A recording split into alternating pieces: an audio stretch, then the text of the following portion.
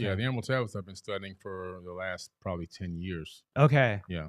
But since I was 6, I was studying aerospace technology, which then led me into understanding more about advanced technologies and then finding the link between advanced technology and ancient civilizations. And going on literally a 25-year, what's that, 27-year now, goodness, trek around the world. Been around the world now over 18 times. Last year, spent 9 months in hotels, I as you remember. know. You're my witness, Yeah. leaving this big old mansion behind and not going home at all, The and travel grind. traveling nonstop to these ancient sites to get the information hands on. And in my videos, and if you listen to the podcast, the statement is according to the Sinai Bible. Okay, according to the Sinai Bible, Jesus wasn't crucified in that Bible. That Bible predates the King James version of the Bible, and the the text there actually is about 12 to 14,000 differences between the Sinai Bible and the King James version of the Bible, which came much later. Uh, and then also one of the things that were interesting is that they discovered the book of Jesus' wife, which is at the Harvard Seminary, which, according to some scholars, is a little controversial, but they claim that this is an accurate record that Jesus may have even been married, which then adds more. If that's true, it adds more to the hypothesis that maybe he wasn't crucified. Um, I just personally believe that Jesus was an amazing human being. I don't think that he was the Son of God in the sense that he's God, but that we're all gods, as he said, "Ye are gods," and that we're to do greater things in Him. And I just personally believe that the return of the Christ is the return of the Christ consciousness. When we can all achieve a certain level of knowledge, wisdom, passion, understanding, empathy, love that He came to this planet with, and we get that in our mind and our conscience, and we can act on those incredible emotions and that understanding, that the whole world is going to transform instantaneously. And I think at the second coming is the coming of the Christ consciousness to the planet, not a human being flying back to Earth to save people. That's just my personal understanding of how I've perceived it over many many years of going through this information and going through all this text. Yeah, well, first let me say I think it's really cool to uh, not just be in the room proverbially with you, Billy, but be able to interact with you. Because I wish I could be there in person. Unfortunately, Toronto, Canada, is a long way away from Florida. It's a little bit of a jaunt. But I really appreciate the fact that you seem to have investigated to a certain degree some of these facts. Do you mind if I ask a clarifying question? Sure. When you say the Sinai Bible, what are you referring to specifically? It's the biblical text that was written. It made it into you can actually look it up on Amazon. It's a Bible called, I have a version at home. It's called the Sinai Bible, right, from Mount Sinai. I'm assuming that's the mountain that they're referencing there. But they put together their own version of the biblical text prior to the King James version being put out. Sure. So, when you refer to the Sinai Bible, would you be referring to Codex Sinaiticus, like the codex that comes? Okay, that's why I was trying to get some clarification, because so you can actually go and see Codex Sinaiticus is at the British Library, so you can go and see it. It's on display, and the British Library has actually digitized the entire manuscript. So I work with manuscripts in my linguistic work. I'm an expert on early Christian scribal culture, and particularly in Greek and Coptic manuscripts. I actually have a facsimile. So I have a photocopy that was done by the British Library of Codex Sinaiticus that I work with in my office. So I have it here. And the only reason I ask for clarification is because I want to make sure that what I'm addressing is actually what you mean, Gotcha. and not addressing something else. Because the Codex Sinaiticus in particular is just it's a 4th century Greek manuscript. Mhm. It comes from approximately between 325 and 350 AD. And its text of the Gospels reads almost identical to the modern Greek text that we develop translations from. So my curiosity is just simply in kind of exploring, when you say that it denies the crucifixion or that the crucifixion isn't there, I mean, I can go on right now, Codex Sinaiticus, and I can look up the end of, say, Matthew 27, where it has Jesus being crucified, and that's in Codex Sinaiticus, or the John 19, or any of the other ones. So I think my confusion is that it doesn't read any differently. So actually, are you able to pull up a website? Would the viewers or listeners or whatever be able to see that right now to make sure I have the right the version? I piece found discovered? the text where I was referencing. Actually, I was misquoted. I misquoted there. It's the Gospel of Barnabas. Okay, yeah. Well, so that's good. So let's deal with that too, because I've actually worked with. There are two manuscripts of the Gospel of Barnabas. The Gospel of Barnabas is a really interesting document because it is a known forgery, and so that's why I think it's important to get to these sources. So, at the very start of the Gospel of Barnabas, which we only have two copies of, one is in Italian and one is in Spanish.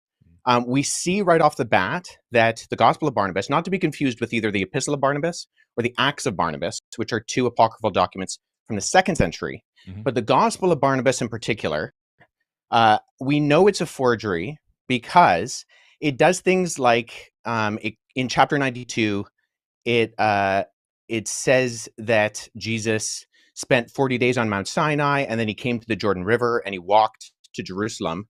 But Mount Sinai is more than a week's journey away from Jerusalem, and neither Mount Sinai nor Jerusalem are close to the Jordan River. So never mind there not being a route from the Jordan River to around Mount Sinai or going to Jerusalem.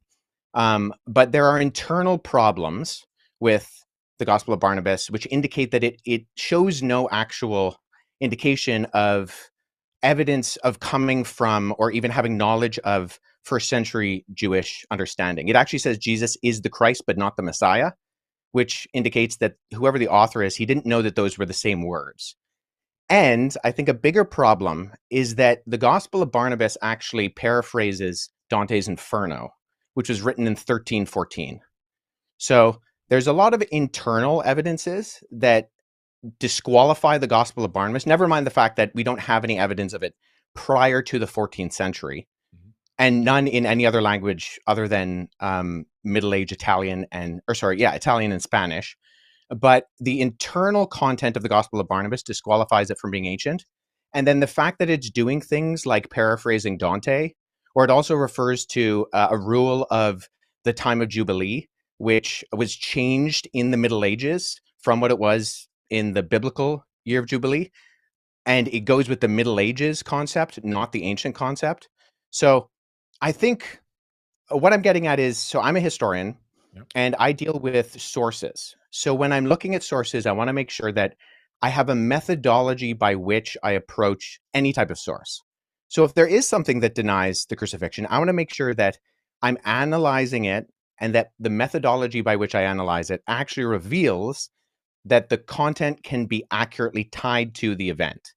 So if we're talking about, say, Codex Sinaiticus, that's in the 4th century. Now that is, I would agree with you, Billy, our oldest copy of the Bible in the sense of cover to cover, Genesis to Revelation copy of the Bible. Right. The problem is that we have individual copies of all 4 Gospels going back hundreds of years before Codex Sinaiticus.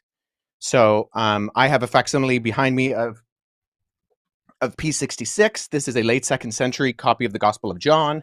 I work with this particular manuscript. I can just show the screen right here. This is an almost complete copy of the Gospel of John.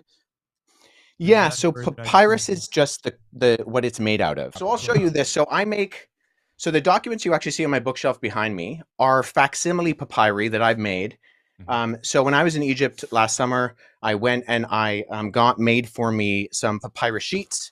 And so I take these papyrus sheets, which are made from the papyrus plant. And then when I go and I look at actual manuscripts, so I was at the University of Philadelphia last summer, and I went and I saw a document called P1, which is a 3rd century fragment of the beginning of the Gospel of Matthew.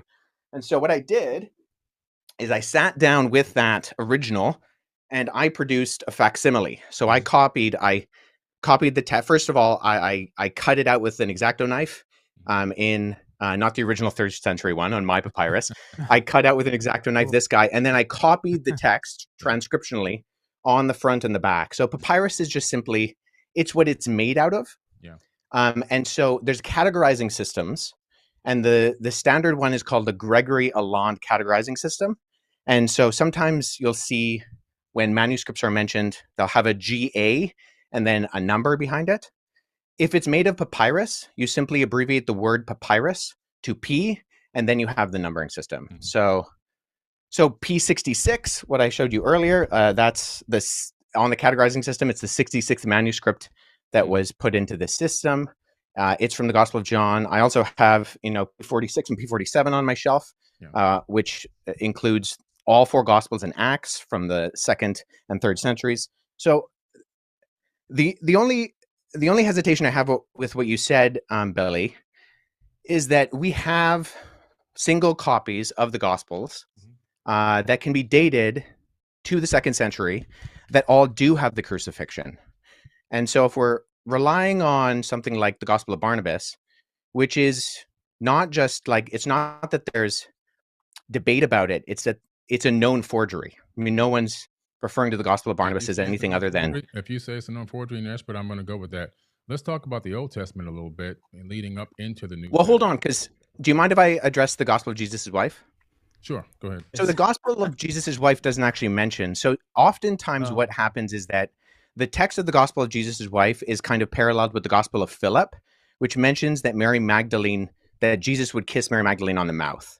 And so those are kind of used in parallel to kind of for this argument that Jesus was married. So the Gospel of Jesus' wife is in the Harvard Library. However, the reason we know it's also not legitimate is because even though the manuscript, the papyrus that it's on, was carbon dated to the 4th century, the text was actually copied from a PDF version of the Gospel of Thomas known as Grandin's Interlinear. And there was a mistake in the Coptic text of Grandin's Interlinear that was copied into the Gospel of Jesus' wife. So we know that this is not a legitimate document, even though the papyrus is ancient, and this happens a lot with forgeries. I have a couple of friends who have actually worked on projects that have revealed forgeries within Dead Sea Scroll manuscripts and within other ancient Christian papyri. But the reason why we know the Gospel of Jesus' wife, and that Karen King, who kind of vouched for it and she lost a lot of credibility, unfortunately, for her, and she's admitted that it's a fake as well, was because we can tie it directly to not copying from an ancient text, but actually copying from an online version of the Gospel of Thomas in a PDF form. And the mistake on that PDF form was copied into the text that was borrowed in the phraseology of Jesus' wife. So I just point that out is, once again, with our sourcing, I think we need to make sure that we're going towards not just early sources, but actually credible sources. And unfortunately, neither the Gospel of Barnabas nor the Gospel of Jesus' wife are credible sources in terms of actually, and agreed upon by not just the vast majority of scholarship, but I don't know anybody in the field of papyrology, paleography, historiography, who actually refers to these documents as being legitimate. That's fair enough. I can respect that. So let's go into the Old Testament a little bit. Predominantly, from my research, I discovered that a lot of information from the Enuma Elish and the 7 Tablets of Creation is a lot of in Genesis, a lot of the creation story that comes into Genesis. Not all of it, but because obviously Genesis is a much smaller version of a much bigger story. But it's literally almost word for word from the Enuma Elish and the 7 Tablets of Creation. The Epic of Atrahasis as well is also there in the Old Testament. Several other tablets as well, Code upon Hammurabi and a few others have made it into that text. Sumerian cylinder scrolls that talk about the creation story. Again, the creation story in the Epic of Atrahasis.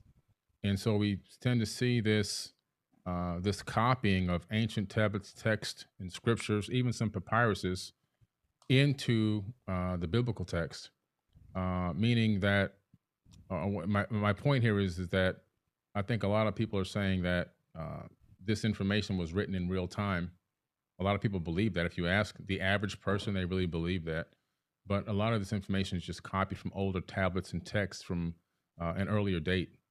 That's what I have found. That it's made it into the canonized Bible, but they never reference that they got it from any other ancient texts and tablets that have to do with a totally different civilization with totally different religious beliefs. Hmm. Have you read the Enuma Elish? Yeah, I've done lectures. Do you mind? Sure. Do you mind summarizing the content of the creation account in the Enuma Elish for us? Sure. The Enuma Elish is a very ancient text discovered in the Library of Ashurbanipal, and the summary of it is that it really gives us an account, which is crazy, an astronomical account of the creation of our solar system. It talks about planets and moons gaining specific orbits around the sun. It talks about a huge planet named Tiamat, 46 times larger than Earth. Earth didn't exist at the time that this, according to the author of this text, which is pretty interesting. And then there talks about a nemesis of sorts. In the original version, it's called Nibiru, but in a more recent version, still thousands of years old, the name was changed to Marduk. Marduk is in the Jewish American Library, in the biblical text, in the Torah, and so forth. Very popular figure in ancient times in the religious books and text. Marduk wanted to be the destroyer, so Marduk is the one that during its next orbit towards Tiamat crashed into Tiamat and destroyed Tiamat. A huge chunk of it swung away, recoalesced, taking the water, land, and organic material, which basically recoalesced as our planet here, Earth. And the rest of it broke up into pieces. Some of it turned into the asteroid belt. Other parts of it were thrown towards the sun, and some were thrown towards the inner Oort cloud, towards the outer edge of the solar system.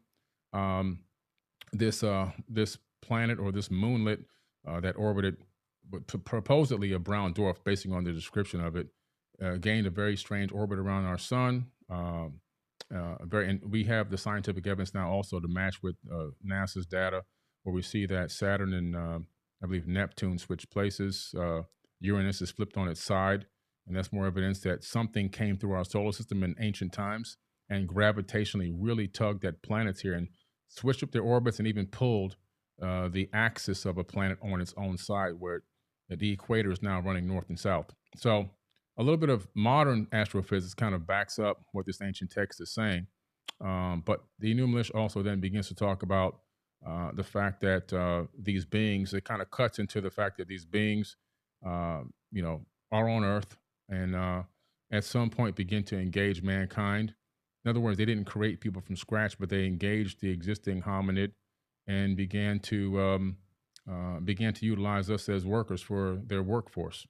In the Atrahasis epic, you see a much similar story, like slightly later date period, but still thousands of years old, the Epic of Atrahasis. And we see a very similar story. And we see where the sons of God literally came down to Earth. They came from Mars, according to this text, if you read the translation of the planet Mars and to English. And then they went to battle. They were going to go to battle in South Africa against Enki and Lil and Anu. And they come to terms without going to battle. They argued that they needed women, human women, believe it or not. And they also wanted a workforce. They didn't want to continue to do the labor. They were cleaning out the Tigris and Euphrates rivers, digging canals, building cities on Earth, and according to the text on Mars, not according to me. And a decision was made by Enki and Anu and Enlil to allow this experiment to happen, where they would take the existing hominid here. They would slay one of the gods, meaning that they would, in my opinion, that doesn't mean that they're going to kill it, but somehow some type of genetic modification or manipulation, in my personal opinion, that's my personal hypothesis. But in the end, it ends up being that human beings are now doing a lot of this labor and worshiping these people as gods, as they, my personal opinion, masqueraded as gods. A lot of stories there, parallel stories that you see in the Bible. even the Tower of Babel incident, and many other crazy stories that are in the Bible. You can find a lot of those true stories in the ancient text, like the Epic of Gilgamesh, where you can find the true story of Noah. They found the Noah tablet to give him instructions on how to build the ark. It wasn't a big boat; it was a round disc that he built with sections cut up on the inside like a pie. That was discovered about 4 or 5 years ago. I believe it's at the British Museum now. So there's a lot of text that's just been covered and copied over into the biblical text. And I think that, in my personal opinion, a lot of people are just became a cargo cult, worshiping people that were masquerading as gods. I do believe in God, by the way. Let me make this clear. I believe in God. I believe in it as a creator of the universe. I believe that the mathematics, the quantum physics, all proves that. The fact that we're here, I believe this universe is imbued with a divine energy and a divine spark that lives inside of all of us. I just don't believe that the God of the Bible is truly the creator of the universe. I don't think that God needs money. I don't think that God needs. Do you mind if I just jump in here for a second? Because I think we've kind of gone on from the original question. I appreciate that. I do have a few issues with your summary, although I think I have read the Akkadian version. My Akkadian's not great, but I sat down with a seriologist friend and we walked through it a couple of years ago. So I think that there are components of what you said that I would say are in there. I'm not sure it's the best summary. Nonetheless, okay, going with what you said that there were like verbatim parallels with the biblical creation story. Even just going off of what you said, which I think there are components of that I would agree with, the Battle of the Gods, the concept of Enki and the younger gods, and they fight Tiamat, and then Marduk, who swears he'll defeat Tiamat, and Kwenku, who kills Tiamat by shooting her with an arrow, and there's this big battle, and then the gods that die end up being the earth and the sky and even us, because we are the end result of that battle.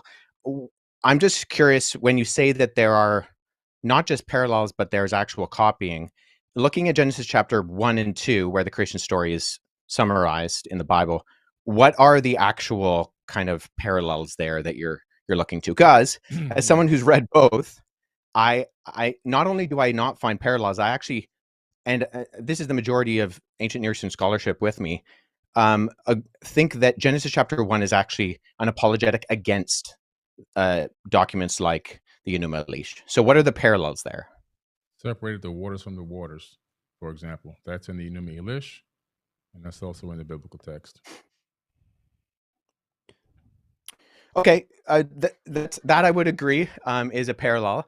The only reason I highlight that is that if you're making this the argument, because if you brought it up, and I mean this with all due respect, there are superficial parallels. I would agree. The separation of the water, the concept of the earth being formless and void. That's also in the Enuma Elish. However, I think all the other details, it's the details that make the difference. And if we're looking at not the superficial crossovers, but the actual themes and concepts of what it's saying, you don't have a creation within 7 days. I'm not going to take the Enuma Elish and put it into the biblical text. There are certain words that they utilize that let me know that they copied it from that text. Like, for example, so what words? Separating the water from the waters, the void, the earth being void.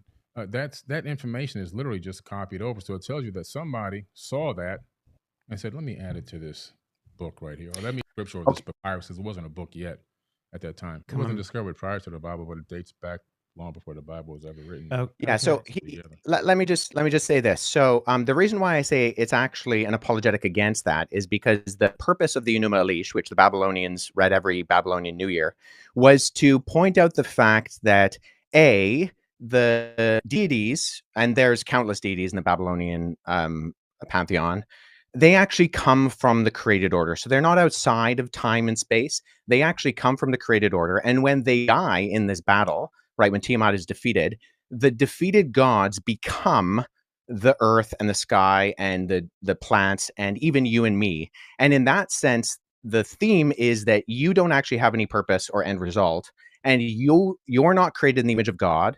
In fact, in the ancient Babylonian system, only the kings were created in the image of God. And what we see that is counter to that is that even, sure, there's superficial, divided the waters. But we find that in almost every society and culture. That's not a parallel as much as it's just a generality. I would say what we see within the biblical account is that God purposefully creates. There's only one God. He purposefully creates, and then he creates, and it's good. And it continues to say it's good 7 times. And then at the end of chapter 1, just for the thick people in the original audience, it says, and then it was very good. And then he creates humanity, not kings, but simply the humans that he creates in God's image. And they have purpose and meaning, and that instills them with this creation order. And that's not what we find in the Enuma Elish. In fact, we find the opposite in the Enuma Elish, is that the created order is not good. It's a mistake, and that you are not created in the image of God. And there's a reminder that regular people are not created in the image of God. So linguistically, I mean, Hebrew does have Semitic ties with Akkadian. It doesn't with Sumerian. Sumerian is a language isolate, agglutinizing language. But I would say, just with all due respect, the parallels linguistically are not there. There might be superficial kind of concepts that are there, but they're so superficial that we can find them in everything. In the sense of, I'm in an office studio, you're in your office studio. That doesn't mean that that we're the same people or we're even in the same place. Does that make sense? Yeah, but I don't agree with that. I just see if I have all these texts out, there's a lot of different information that you can see. There's a lot of it's been copied word for word into the biblical text. But what's the word for word? In your version of what you believe in, you keep saying that God's a he. Yep. And so where do you get that from? Well, throughout both the Hebrew Old Testament and the Greek New Testament, you have the masculine singular pronoun used for God. And why is God a man? Where's the evidence of this? Well, God isn't a man. See, within historical Christianity, we don't believe that God has a gender. However, the way that he has decided to reveal himself is through the masculine plural, and then ultimately by becoming a human in the person of Jesus Christ. So we don't believe that God has a gender. In fact, the fact that God creates humanity in his image and he creates them male and female, those are 2 aspects of the image of God. And so that's the completeness. So historical Christianity has never argued that God is gendered. Jesus is gendered in the sense that during the incarnation, he becomes a human man, but he's still fully man and fully God. But God is spirit. And right, as the scripture says, we worship him in spirit and in truth. But nobody's arguing that. What's that? Sorry? God is the same all the time, right? He's always good. God is all the same all the time. Right? Yeah, right? But we do see that in scripture, God has revealed himself through the masculine plural. And there are aspects of God's character that we see within scripture that do actually communicate. Jesus says that he longs to gather Israel like a mother hen collects her chicks. So we see aspects of, the feminine of God, not meaning that God is feminine, but that the image of God reflects both the masculine and the feminine. And that's why when, the 2 become one flesh, there's a uniting of that reflects the image of God as well within the covenant of marriage. Do you actually believe that the majority of Christians really believe that God is not masculine, that God has both aspects? I mean, it's irrelevant what the majority of Christians believe. How many would tell you, that God's not a man? They've never been taught this. Well, I was taught it growing up. I was taught it in when I was a child, when I went to seminary, when I went to Bible college. I was taught it in graduate school. I would say I would say a few things to that. I would say, in one sense, it's irrelevant what the majority of Christians believe, because what historical biblical Christianity articulates is what they should believe. There are Christians who run around saying all sorts of things that are not in conformity to biblical, historical, Orthodox Christianity. And they shouldn't believe that because it's irrelevant. And so if one Christian believes something that is not in line with biblical Christianity, I mean, that's on them. So God is not gendered, but he does express through inspired scripture the masculine the masculine pronoun. That's pretty convenient. I mean, for an all-knowing, all-loving God to understand that human beings are going to take that and abuse it to put their boot on the neck of women for eons.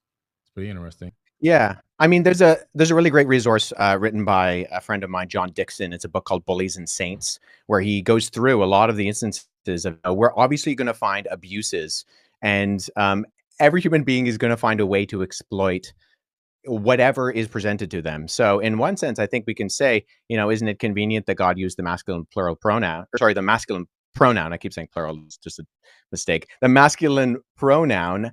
And we can say, oh, sure, that's convenient, maybe, but it is how he has revealed himself to us. And it's not his fault if we abuse that. I mean, we could say, so I grew up in the Middle East. My parents worked in Amman, Jordan. And when I was living in the Middle East, there was a country called the Democratic Republic of Iraq. Now, just because democracy exists and people are going to name things democratic when they obviously aren't, doesn't mean we then judge democracy. I mean, think of the Democratic Republic of North Korea, right? Nobody thinks that that's an actual representation of democracy. So people are always going to abuse terms and ideas and concepts. The difference is, though, I think historically within Judeo-Christianity, you have this ethic that we were talking about before that I think is fundamentally different than what we find in things like the Enuma Elish, the Atrasis, and other things, in that we are created in the image of God. And actually, one of the earliest criticisms of Christianity are by individuals like Celsus, who is a Greco-Roman philosopher in the 2nd century, where he accused Christianity of being foolish, dishonorable, and stupid, and he called it the religion of slaves, women, and children. Why? Not because God used the masculine pronoun for himself and people were abusing that, because the concept that Christians believed in of everybody, no matter what your gender, your race, your social standing, Paul says in Christ there is no slave nor free, there is no Jew nor Gentile, there is no Scythian or barbarian, there's no male nor female. These things united people. And we can see there's a historian named Rodney Stark. And in his book, The Rise of Christianity, he actually says that you can track empirically the agency of women across the ancient world by the movement of Christianity. So that, in other words, whenever an area became populated by Christians, we see a direct correlation with the privileges and treatments of women that expand in time when the surrounding culture largely didn't view women as being fully human. So I think we're always going to have abuses, but if there's one worldview that exists that gives agency to people and says that everybody has worth by nature of being just human, it's the Christian worldview. And that's where I think it's very different. So we can argue about why we think God should or shouldn't have revealed himself in his pronouns, but I think that's actually irrespective of the historical reality that we see within the impact of Christianity, particularly on the West, but around the world, and how it gives agency to the marginalized. But it was interactions with Muslims and Mormons and Jehovah's Witnesses and atheists and accusations against the credibility of the Bible, which actually piqued my interest, because they would say things that I thought, if that's true, of course that undermines what I believe. I believe that Jesus is God incarnate. If I can't trust the Gospels as reliable first century eyewitness testimony, then I might as well throw all of this away, because I'm not going to believe a lie, even if it's a convenient lie. And so it was actually the exploration of eventually going into graduate college and then now in working on my PhD, the largest secular university in Canada, that got me thinking, okay, how do we investigate these things? What are the methodologies by which we go about to explore the origins and credibility of something like the Bible? And that investigation, with all due respect to Billy and the content that you put out, has actually confirmed what I believe. I'm dealing with the actual manuscripts. I travel to academic institutions, to other countries, and I look at these things and I read them. And it's a privilege to be able to learn languages like Greek and Coptic and Hebrew and Aramaic and dig into these things. And I think that's so important. That is based on something that's real and verifiable. And we can look into the evidence. I have friends who are linguists, philologists, and historians. And when we look into these things and we talk with one another and we're discussing, we're constantly trying to falsify our theories, because that's what good history does. We're looking for the falsification. You don't go in, ideally, if you want to be a good historian, with trying to prove your original thesis. You go in and say, okay, what are the avenues that actually could disprove this, and then how do we engage with those in an appropriate and articulate manner. So um, uh, what I believe is true, but I believe it based on the evidence of the actual documentation.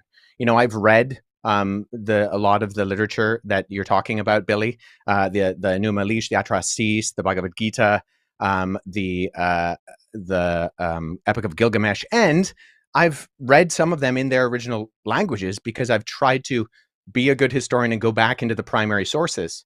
Or if I can't, engage with people like my friends who are Assyriologists, who are philologists, and try to not just go off of a translation, but the original. And I think I've found largely the opposite of the conclusions that you have made, Billy. And I know that you are very passionate about what you talk about, and I respect that. I just think that the confidence might not actually be backed up by the reality of the evidence. So when we're looking at something like the Sinai Bible, when we're looking at something like the Gospel of Barnabas, when we're looking at something like the Gospel of Jesus' wife, these are things that actually have provenance that we can verify. And ultimately, I think the answers to the questions of the legitimacy or the illegitimacy of those things point to not just a different conclusion, but actually the opposite conclusion, and that Christianity is true. Well, now I'm glad you said that. So those three topics are a very small piece of my concept and idea of what really happened in the ancient past. So that's a very small fraction. That's less than 1/10%. You talk about eyewitness accounts to convince you that Uh-huh. Christianity is real. There's been eyewitness accounts of every culture that I've visited around this entire planet, and their eyewitness accounts of what they experienced is 100,000% opposite of what's in the Bible.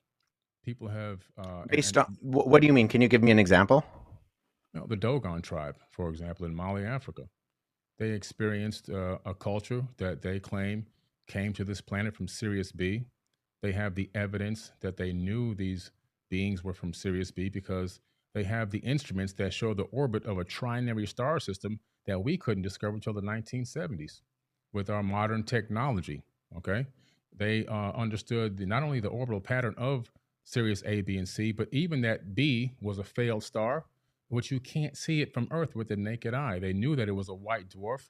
They even knew that they said that if you took a tablespoon of it, the entire tribe or 1,000 men couldn't lift the tablespoon. They understood mass and gravity as well. They were told the shape, the sizes, and the colors of all the planets in our solar system, which they recorded. And there's only one wisdom keeper, and that person can never be touched by a person. If they get touched by another person, they'd actually be killed. And then they eventually have a mentee that they break down that verbally handed down knowledge to. And that next person then takes over and becomes the wisdom keeper. And they've been doing this for thousands and thousands of years. And science, modern science, has found all their information to be 1,000% accurate. Then you have the Hopi tribe of the Americas, indigenous tribes, Hopi tribe, Lakota tribe, also having engagements with these quote unquote star brothers, even having an account of them being taken underground, which you don't see just only in America.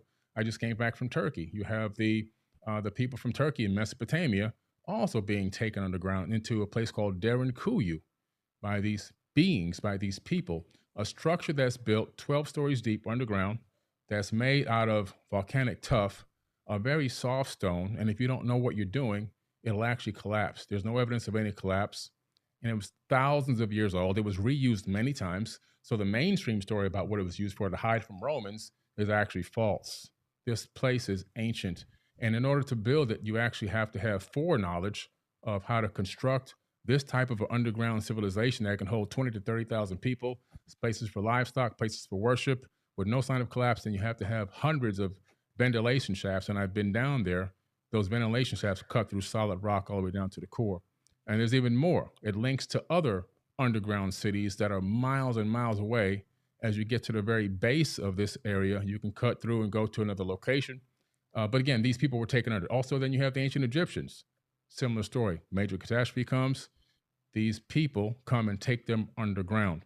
Then you have the information in the Egyptian book of Going Forth by Day. More accounts by people, our ancestors, that have accounts that do not match up with the biblical text. And so all of a sudden we're saying that all these cultures, the Aboriginal people, I can go into them as well. I've gone to Sure, sure. walkabouts Do you mind? in Outback, in the Outback, Yeah, and the Aboriginal elders, same thing. They were seated here by Pleiadians. This is their verbal handed down history for thousands of years. And I can go around the world and I can come up with all this information from all these eyewitness accounts from people that should be respected, dignified, and shouldn't be scoffed. And that we're now saying that all this information that they put forward, all their verbal handed down history, all their written history, that's got to go to the side because this one text is 1000% accurate. sure. But so my question is, most of that is oral history, correct? Oh, it's all oral history, even the Bible. Okay, so when we're engaging with oral history, what methodologies are you using to confirm that the orality is accurate? Oh man. Well, first and foremost, some of these texts some of these cultures have written down information in caves. You've got cave paintings. The Dogon tribe actually have not only written down Sure, on sure. these No, texts, I don't disagree with that. The but question they is one have of the tools historic. to show the. Sorry, I didn't mean to interrupt you there. The question is one of methodological analysis. So you have to have a method by which you can find either that something is falsifiable or that there are avenues by which you can show internal and external accuracy of credibility. So this is what we do with documents. This is what we do with the ancient gospels. This is what I do. I've worked on Xenophon and Plutarch, and we look at the internal evidences and the external multivalent corroboration to try to figure out, okay, yes, we have all these stories. Great. I don't deny that. But as a historian, as someone who's trying to figure out what is accurate, how do you know if I use the term verisimilitude, do you know what that term means? No, but I can tell you this. Tell me how the Dogon tribe saw Sirius B, knew the orbit of Sirius B, a trinary star system, accurately, and can show you the orbit with a special tool that they made that was given to them by these people.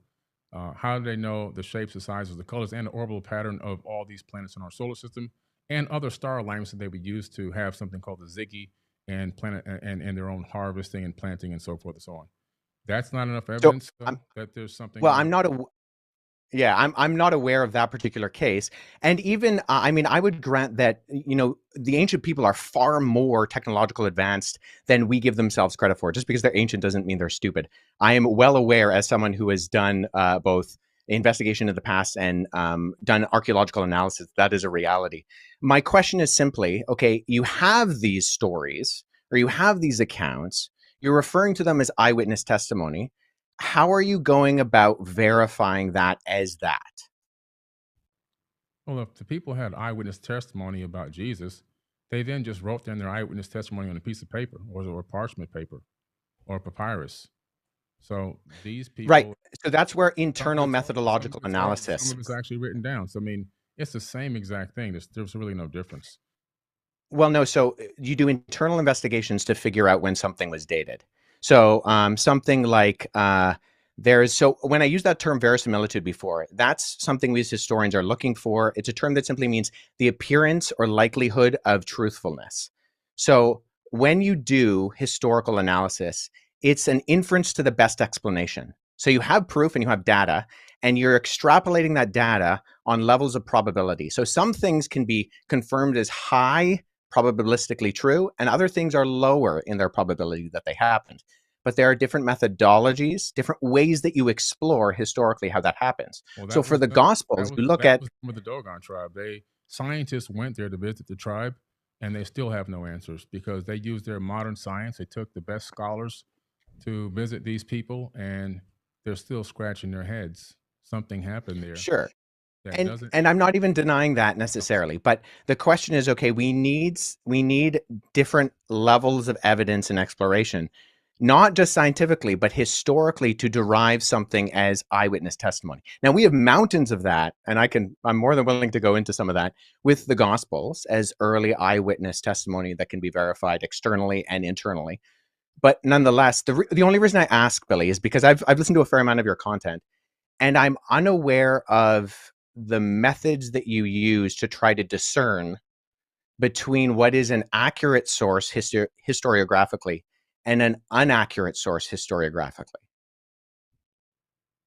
Well, Does that make sense? I use getting in an airplane and traveling to these places, doing my own research, talking with the indigenous cultures, and researching as much of the text that is available that I can possibly find. Okay. I mean, So I don't dispute that. And I do believe you have done that. But I mean, even from what we've talked about, so you've researched the text, but when we talked about the crucifixion, everything you cited was either, and I mean with all due respect, false in terms of the Sinai Bible, because Codex Sinaiticus is just a 4th century Greek manuscript of the Gospels that we have today, or they were verified forgeries in terms of the Gospel of Jesus' wife and the Gospel of Barnabas. You may be right on that particular part of the topic, but like I said, that's less than 0.1% of the information that I hold. But that was the original question. So yeah. So that's what I'm saying. I'm saying, okay, well, so I'm going off of what we've already talked about. So you said you explore the text. I don't deny that. But the evidence, by going off of what you have put forward in terms of the actual documentary evidence, is not just less than convincing in my respect. And I mean this with respect, because I think you have done a lot of research. You've traveled to these places. I have too. Like, this is what I do as my career. But I'm not really getting indication, because in history, we go to the primary sources in their primary languages. And when Mark asked, okay, why do you deny the crucifixion? The sources you used were not primary. Okay, we're still talking about the same thing over and over again. There's so much more we can talk about here. We're wasting a lot of time. There's so much more. That's this amount. Do you guys? There's so much more stuff to talk about. I don't think I don't believe in demons or angels at all. Nah, I don't believe in demons and angels. When you read Azazel coming down in the book of Enoch, coming down, and the first thing he does is teach people how to make knives and swords so they can cut a man's head off. You read, you see these quote unquote. Where's that in the book of Enoch? In the book of Enoch, Azazel. He comes down and he teaches. Where is that in the book of Enoch? Is it? The only reason I ask is because there are 2 Enochs, first Enoch and second Enoch, and only first Enoch is an actual historical amalgamation. Okay. And then you analyze the fact that these angels are having sex, they're getting drunk. These are just people. Whoa. Where are angels getting drunk? Angels party, they go, they hang out with people, they go to war with people, they put on their outfits and go to war with people. This is where are they getting drunk though? They get married, okay, whatever that means. But they're having. They don't get married. Okay, not in fact, Scripture says that angels can't get married. Merry Christmas. Not married. Mary, Merry. But the point that I'm making here is when you start to really analyze what these angels are doing, and you start to analyze how many people are dying in the biblical text, you start to say, well, how many people did Satan actually kill? And when you start doing the tally on the numbers, God's doing most of the killing in the Bible. It's not the devil that's doing all the killing. And then God says in Isaiah, I created the good and I created the evil. Do what I say at the Lord. So he's saying that he's doing the good and the evil. That's what he's saying. Yeah. My personal opinion on this whole thing, I just let me get this out because we keep going over the same rhetoric over and over again. My personal opinion is that the biblical text is a good book. Like I've said, I've got videos. My number one video on Twitter has me saying this. It's good text because if you actually apply some of the information that's in the Bible, you can get a good result like you have done. So because you can get a good result, but there's a lot of misinformation in the Bible. There's a lot of false information that's copied from ancient text. And if you go by that text, all of a sudden you end up with 400 years of slavery. You end up with abuse. You end up with divide and conquer tactics that separate people. You end up with people thinking that they're the chosen ones and they're the chosen people. And we've been promised this promised land so we can eradicate another race of people because this is our land, because God promised it to us. You have people that want to go on the papal inquisitions and torture and kill and murder over 80 million people. You have the American Holocaust, 111 million indigenous natives slayed. You have all this going on because of this text, which is set up so contradictory throughout its path across time. You get into the New Testament, slavery is still being condoned in the New Testament. Was it? Honor thy slave master as you would honor God or Jesus, it says, I believe. So it doesn't. It doesn't say that. There's a couple more points I want to make because he got a lot of talking in. It did say, slaves, obey your earthly masters with respect and fear as sincerity of heart as you would obey Christ. That's slaves. Obey your earthly masters with respect and fear with sincerity in your heart just as you would obey Christ. So it does say that Ephesians 6:5. And what is the context of what Ephesians is saying? So I think this is very important because we That's don't the take text in biggest one. isolation. So within Scripture, and this is why all the abolition movements throughout history have only been Judeo-Christian movements. There's never been an abolition movement that wasn't Christian. And actually, there's the recent work by historian Tom Holland, not the Spider-Man actor, different Tom Holland, but his recent Dominion highlights this fact very well. This is not a Christian, but in it, he shows that going right back into the antiquity with the Cappadocian Fathers was the first abolition movement, and then into the British and the American abolition movements. These were fundamentally Christian movements ran by Christians because of the idea that when Paul, who wrote that letter to Ephesians, says, in Christ there is no slave nor free, he's breaking down those barriers. So in Ephesians, when he says, slaves obey your masters, he's operating on the socioeconomic context of what he's going on. And he's saying, hey, we have slaves and we have free people, okay? If you're a believing slave, if you're a slave who believes in Jesus as the Messiah, don't be be equitable in how you are living your life. Reflect Christ accurately. And that's a movement that he is fundamentally working towards, that eventually starts to completely take out the legs from the slavery movement in general. So there's a discipline called hermeneutics, and that's the methodology of interpretation. So there are multiple levels that you interpret something. So whether we're dealing with, say, the book of Ephesians, or we're dealing with Tacitus's Annals, we look at something and we contextually read it within the framework of how it's being written. So there's a historical approach where we look at the context. Okay, Paul is writing to a church in Ephesus. What's going on in Ephesus, and how is what he's saying in that city in what is modern day Turkey, how does that pertain to that particular time and framework? So here's the thing. So the Bible was written for us, but it wasn't written to us. There is an original audience, whether that's the ancient Israelite in the ancient Near Eastern culture, or whether it's the Greco-Roman believer in Jesus within the city of Ephesus. Thanks for throwing me under the bus for that. Yeah. So, how I would answer that is I would say this. So you do have examples of where Paul is writing, and he's writing to a particular group. And so we look at, okay, what does it mean for a woman to wear and adorn themselves with gold in a first century Greco-Roman context, right? It has to do with the fact that prostitutes would wear those things. So we need to ask the question, what is the intention of the text? He's not speaking to prostitutes. He's talking about purity. And he's talking in the context of when he says, don't adorn yourself with jewelry. The original audience, and we can explore this by the historical analysis. I think we have something we keep saying here. God didn't put that in the Bible. Men put this stuff in the Bible. What I'm saying is, I think we're missing a big point here. The point that I'm trying to make here is that the Bible is written by people, men who are extremely flawed.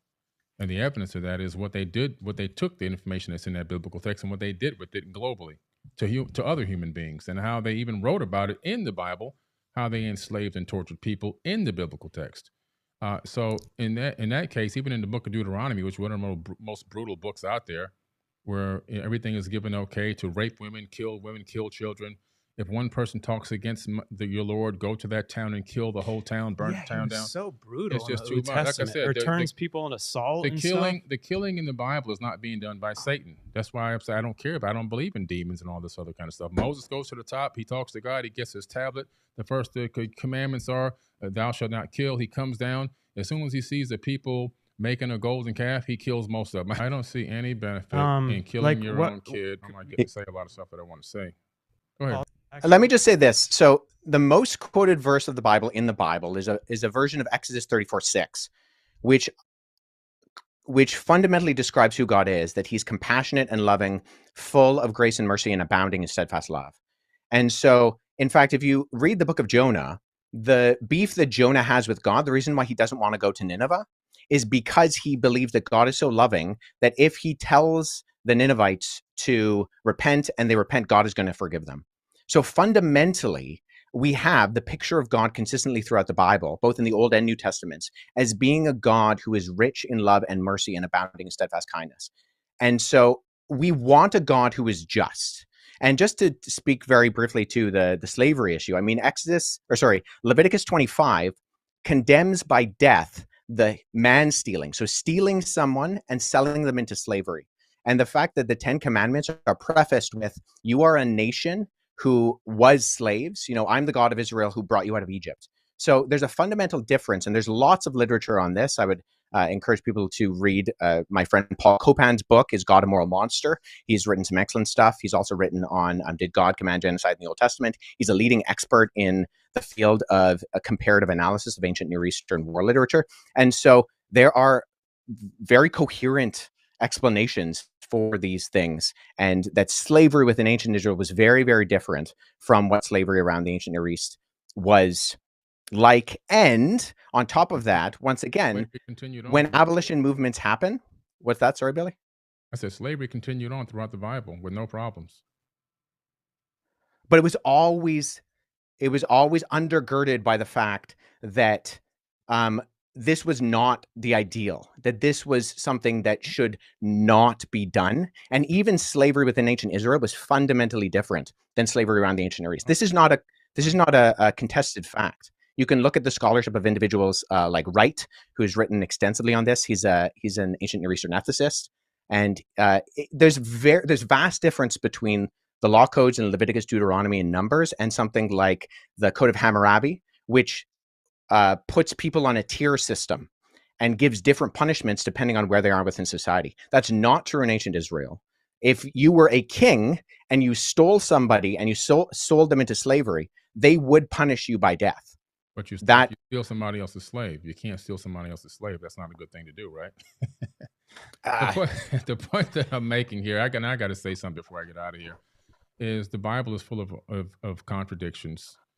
The biggest problem that we have is we're dealing with a civilization on this planet that is psychologically impaired. Human beings are psychologically impaired. This entire planet. We're living on an insane asylum. Earth is an absolute insane asylum. Mental illness has spread throughout the planet Earth like a complete virus. And when you take a text like the biblical text, knowing that human beings globally are mentally ill, this entire planet is a mental insane asylum. And I'm talking everyone. All 8 billion, whatever number of people we have now, are all mentally ill. And what I mean is there's different levels of mentally ill. We all have trauma that we're not dealing with. We all have internal issues. We all have situations that shadow work that needs to be done. And some people are at higher levels of mental illness than others. Most of us are functional mental illness people. But when you take a look at the biblical text and you start going through this information, and it's the way that it's laid out, it becomes a proponent of more divide and conquer tactics. It becomes a proponent of racism. It becomes a proponent of slavery. It becomes a proponent of all these things that are dark and ill, including murder and killing in the name of God, which has been done how many millions of times. So my thing about the biblical text is it actually authored by the creator of the universe, or is it authored by the dark forces of, maybe, if this Satan is real, Satan himself? And the reason why I say that is because all-knowing, all-loving God, omnipotent and omniscient, that is creating not only this universe, probably most likely multiple universes, because a creator never stops creating, especially with infinite power, is now at some point going to author a text that is going to allow human beings to misinterpret it and take it in his name and begin to slay people, torture people, and enslave people worldwide, to claim that you're chosen ones, to set up a state of chosen people, and then to even claim that you have chosen land, and to torture and kill even more people, women and children, in modern times, still going on to this very day. To me, that doesn't seem like a very intelligent being, especially a being that knows the beginning and the end. So if you know the beginning and the end, you have a certain level of foreknowledge. You have advanced knowledge that goes beyond. You know what's the ending before the end even occurs. So you set up everything for success. Why? Because a genius solves problems before they happen. And I'm going to drop the mic on that. With some of that too, I think came back on. Yeah. I gotta get to this meeting. Yeah, there's old stuff that it's hard to comprehend, but the thing that again continued to change my life was Jesus, and the core of it was love conquers all things. I can't miss this. So big yeah, breakthing. keep going. All right, brother. We can do a I follow up. really appreciate it, Billy. Thanks so much for interacting.